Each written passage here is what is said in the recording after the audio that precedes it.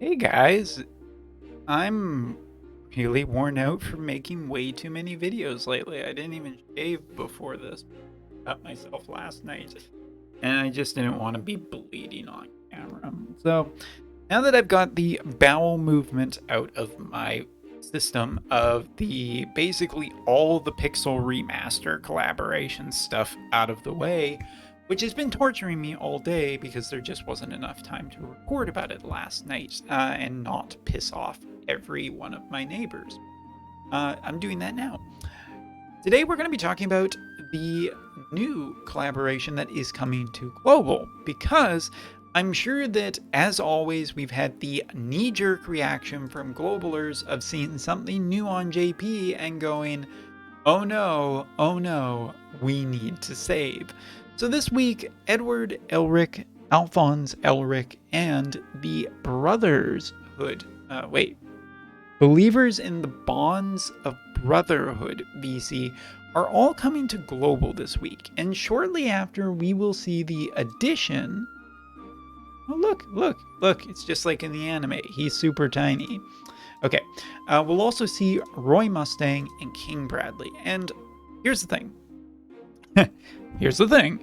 Before getting into this, obviously, right now, JP is going to be in a mega meta shift, which means that certain characters will become better and certain characters will get worse, depending on where the elements land, which element is getting which bonuses, and how, that landscape changes. With all the characters and all the Final Fantasy characters from collaborations past and the addition of new Final Fantasy V, there is definitely going to be turbulence in trying to figure out what is some of just the best characters in the game. Especially because you look at Ferris with new abilities and Bart with new abilities, and that could just be broken. So if that's the case, meta could shift very, very swiftly. So I understand that before getting into these recommendations. So let's start part one by just talking about Edward, Alphonse, and the VC that are coming this week, because it's a good place to start.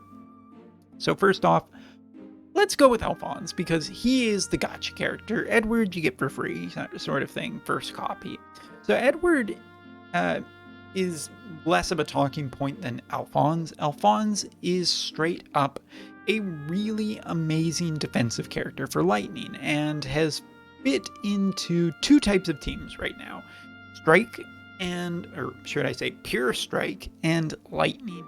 Lightning teams are of either physical or magical are usually quite happy to be running this character because he is very tanky. He is quite a defensive character, and he's proven to be quite good with that. In combination with like Resnick and Skahal, you can make a really good defensive team if you want to go that direction.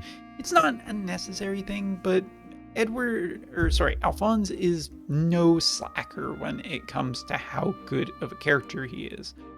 I think that he is absolutely still a really valuable character, especially because, again, 90 cost, not 100 cost. Not going to necessarily break the bank to get this character, hopefully, if your luck is decent. But, going forward, the thing is King Bradley is such a strong Earth character that there are potentially still really easy ways to get through this guy and into other elemental matchups. Sometimes it works and sometimes he doesn't. I've seen like matchups against similar type matchups where just depending on his positioning can really affect the outcome of the map, because he's not necessarily drawing fire, but yeah, still a very, very good tanky unit. And given that Snow is getting a massive upgrade, between the two of these as a really good defensive character for a strike-based team, it actually may end up working out better at this point to go water and ice over lightning and something else. So yeah, or lightning and water in the case of Preen, because Preen is still an absolute amazing fist unit if you're going that direction. Edward is one of the ones that I think is probably a little bit shakier in terms of a recommendation if you're looking for a new lightning tank because you're a lightning player. great unit to get your hands on. But for everybody else, this might be one that you can pretty safely skip. So next up, Mr. Tiny, Edward Elric. Now, this character, you get your first copy for free. So it's really, you can slow raise him. So I'm not going to say too terribly much about him. Can be great in wind-based teams for people who are looking to pad out their wind team with a little bit of an oddball, because strike is not necessarily always a super prepared for damage type resist. And this guy is capable of dealing damage. He is a damage dealer, where his brother is more of a tank and outlaster kind of thing. So this is same as the other character. Both are like options for a pure strike team, but that requires certain VCs that we're going to talk about. Long story short, Edward, I don't think that it's a bad investment at all, but it's probably one that you don't need to break the bank on, because honestly, it's good. It's not pure broken though. So, I guess we should talk about that VC next. Which VC is it? This is the free one that you will get later. This is the one we're talking about. So this one, 70 cost VC with slash resistance up, pierce resistance up, agility up, strike target resistance, and increased strike attack. Now this VC is just flat out the VC of strike units because of this. The 18% agility, which barely shows on screen, I'm now realizing, right down here, there's strike attack plus 35 and single target resistance. This VC, if you have any intention of ever doing a strike VC, or shoot, if you have if you can make a team, like maybe you want to do Kane plus something else, don't know, but for strike users, this VC is an absolutely 100% must get VC. And for everyone else, it's at least something worth looking at, because it's an agility card, and it's a high agility card. This is one of the VCs I chose not to get, and while I'm not too terribly regretting it yet, it is just really powerful, and for 10k to guarantee this VC, you can do a heck of a lot worse. So yeah, this VC is, for the week, my pick of the week. This is the best thing that you can get here, because Edward is free. You can slow build him up for the rest of eternity if you want, and Alphonse is more of just a lightning character kind of thing, which your mileage will potentially vary as to how much of a lightning player you are. But yeah, this VC is definitely the strongest contender for somewhere that you need to spend resources. So getting rid of those two, we'll talk really quickly about Roy and King Bradley. And the reason is because, they're coming later weeks, so there's not too much point in talking about them quite yet. Also because JP is going to have a bit of a meta shift, so I'm holding off as much as I can about characters that are not coming out quite yet. Now, Roy is essentially the future Mr. Kefka user partner kind of thing. With Swimsuit Helena or UR Mont, we have a very, very good fire magic team that deals in status effects and dealing magical damage. And that's actually quite good, because Roy does require a little bit of protection to make sure that he doesn't get smashed. Again, a lower cost unit in the same way of Alphonse, who is quite powerful and quite good. I still think quite positively, preemptively, of course, from what could happen to water really soon. And the Celeste upgrade into the future means that he does have a very obvious counter, but this is a good character. But again, I think I talked about this a while ago, that if you're going for this character, you're kind of hard committing to getting Kefka too, who is a 100 cost character. And depending on how water looks and other elements look after all these upgrades, fire magic might not be the way to go. Thankfully, you can potentially hold off on this character and wait and see what happens on JP.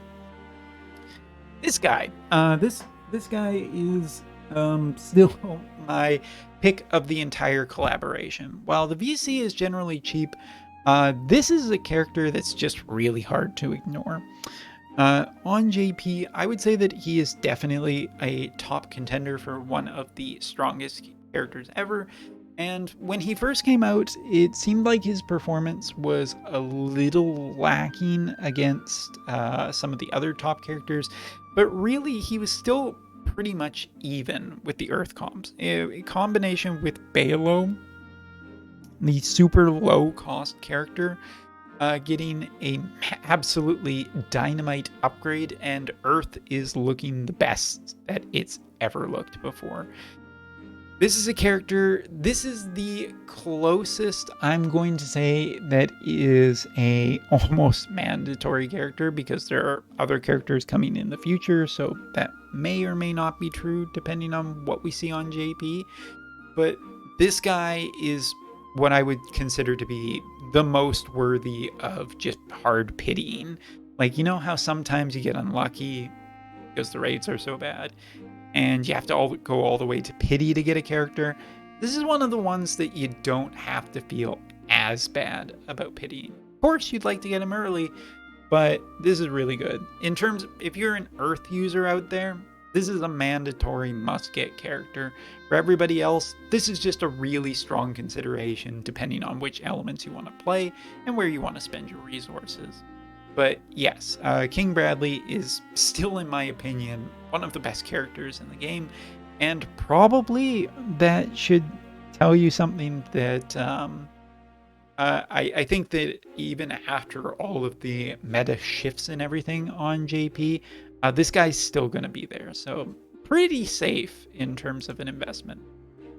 As for the other two VCs, this one is basically a magic up VC and basically a glove VC. So if you're interested in glove users in any particular element, it's probably worth getting. But again, same story as Roy Mustang.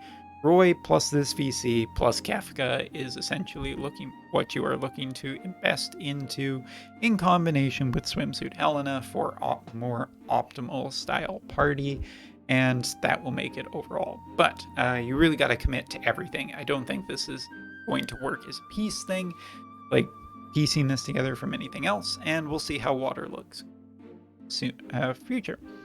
As for the free VC, much in the same comment as Edward, this is just a free VC, and it's a 50 attack up VC, and it also has critical damage and critical rate up, and it works on a bunch of different characters including King Bradley and new Stern, who will be coming very shortly.